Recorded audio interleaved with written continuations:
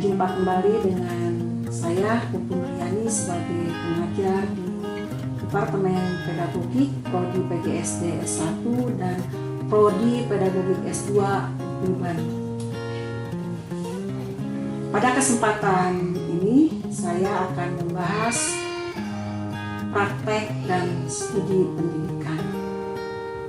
Rangkaian kegiatan yang akan dibahas pada materi ini yaitu mengenai definisi, karakteristik, dan tujuan baik dari praktek pendidikan maupun studi pendidikan.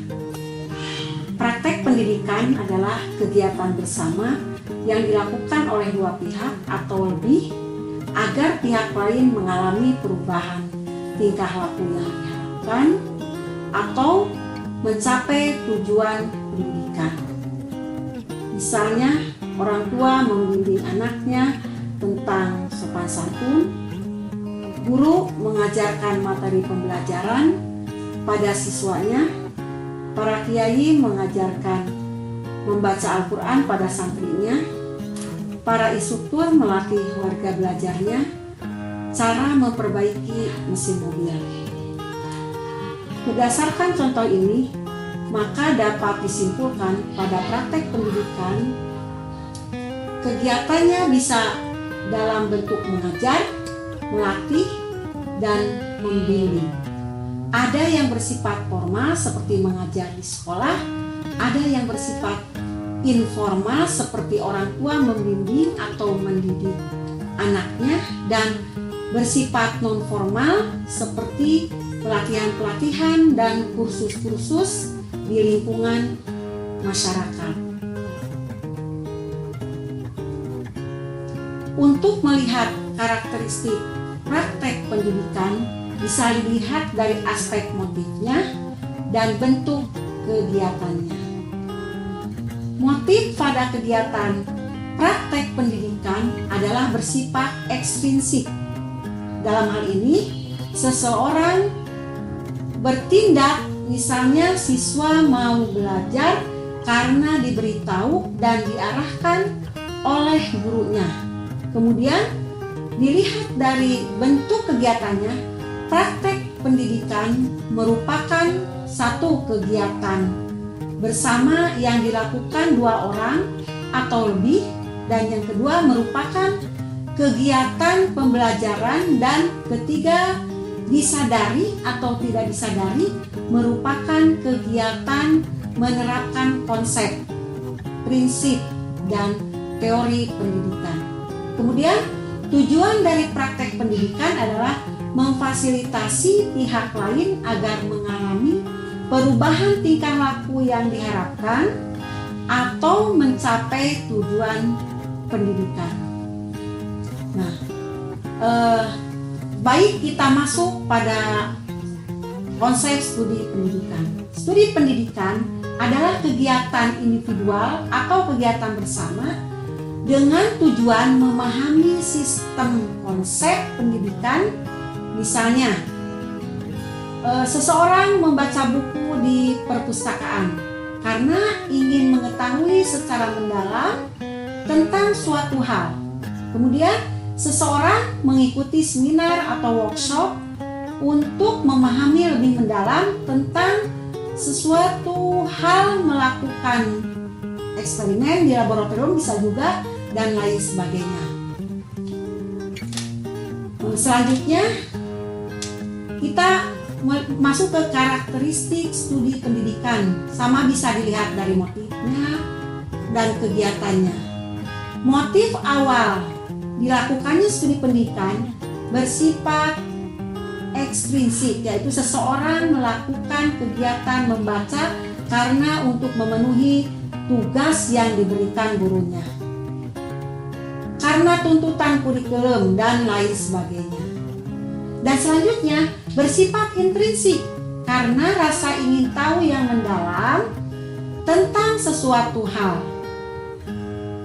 Kemudian dilihat dari bentuk kegiatannya, studi pendidikan merupakan satu kegiatannya bersifat individual atau bersama, yang kedua merupakan kegiatan mempelajari atau meneliti fenomena-fenomena pendidikan, dan yang ketiga merupakan upaya memahami atau menemukan sistem konsep pendidikan.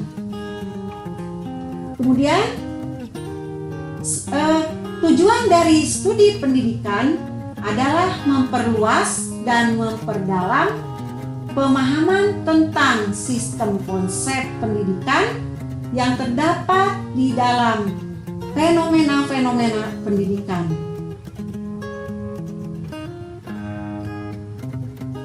Berdasarkan cara-cara kerjanya, studi pendidikan mempunyai dua jenis studi pendidikan, yaitu jenis studi common sense pendidikan dan jenis studi akademik pendidikan. Studi common sense pendidikan merupakan kegiatan mempelajari pendidikan melalui cara kerja awam atau cara kerja yang digunakan oleh masyarakat pada umumnya. Produk dari common sense pendidikan adalah pengetahuan berupa fakta-fakta atau konsep-konsep yang belum tersusun secara sistematis mengenai pendidikan. Kemudian, manfaat dari studi common sense pendidikan adalah untuk menambah wawasan pendidikan dan bagi masyarakat pada umumnya. Pengetahuan seperti ini dijadikan titik tolak sebagai petunjuk praktis dalam rangka praktek pendidikan. Studi akademik pendidikan adalah studi yang dilakukan melalui cara kerja ilmuwan atau cara kerja filsuf. Nah, karakteristik studi akademik yaitu dapat dilihat dari cara kerjanya. Cara kerja ilmuwan adalah metode ilmiah dan cara kerja filsuf adalah metode berfilsafat. Intinya adalah dilakukan melalui kerja keras, melalui pengamatan atau berpikir secara sungguh-sungguh, sistematis, cermat, dan pengkajian mendalam dengan mengacu kepada argumentasi yang kuat. Ada dua kategori dari jenis studi akademik pendidikan, yaitu studi ilmiah pendidikan dan studi filsafati pendidikan.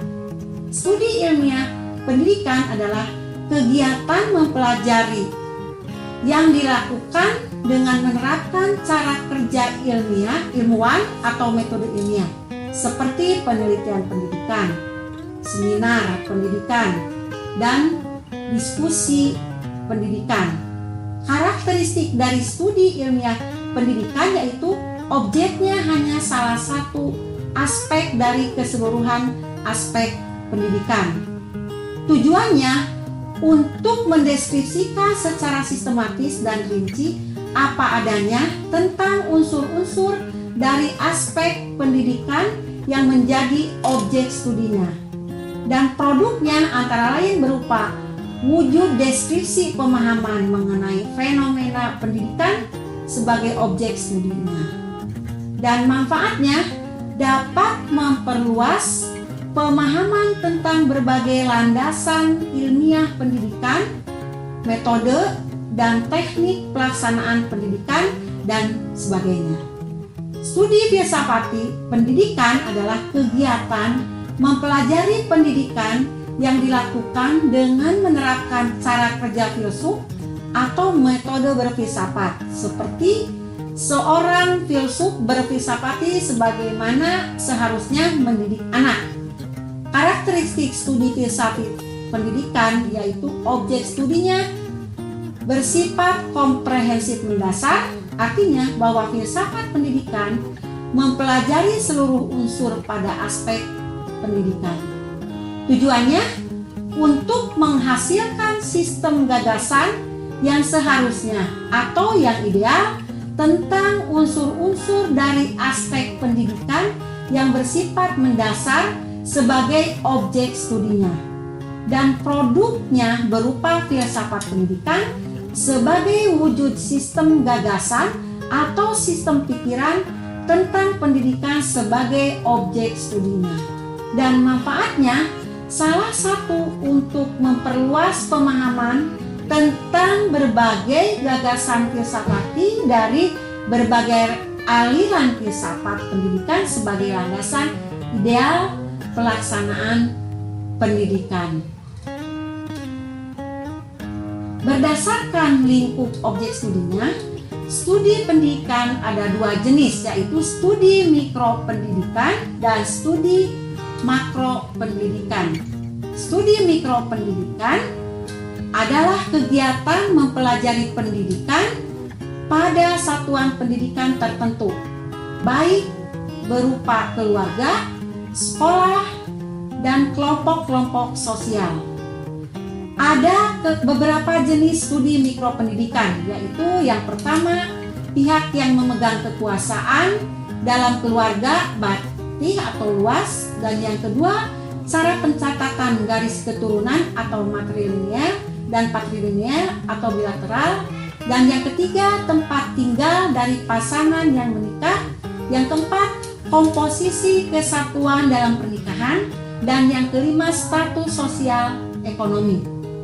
Manfaat dari studi mikropendidikan antara lain dapat pertama memahami teori dan praktek pendidikan di berbagai satuan pendidikan. Yang kedua dapat mengenali peranan dan tugas-tugas kependidikan pada satuan-satuan pendidikan. Nah, yang ketiga mengenali gagasan-gagasan dan cara kerja penanganan masalah kependidikan pada satuan pendidikan. Dan yang keempat, membangun pola pikir dan pola kerja sebagai seorang profesional kependidikan. Studi makro pendidikan adalah kegiatan mempelajari pendidikan pada skala nasional atau internasional. Jenis studi pendidikan yang berskala nasional misalnya sejarah, teori pendidikan, dan praktek pendidikan nasional. Dan yang termasuk jenis studi pendidikan yang berskala internasional adalah studi pendidikan luar negeri dan studi perbandingan pendidikan. Ada manfaat studi makro pendidikan adalah pertama dapat memahami teori dan praktek dalam skala nasional dan internasional. Yang kedua dapat mengenali peranan-peranan tugas-tugas kependidikan dalam rangka mencapai tujuan nasional maupun internasional. Dan yang ketiga, dapat membangun pola pikir dan pola kerja sebagai seorang profesional kependidikan dalam skala nasional dan internasional.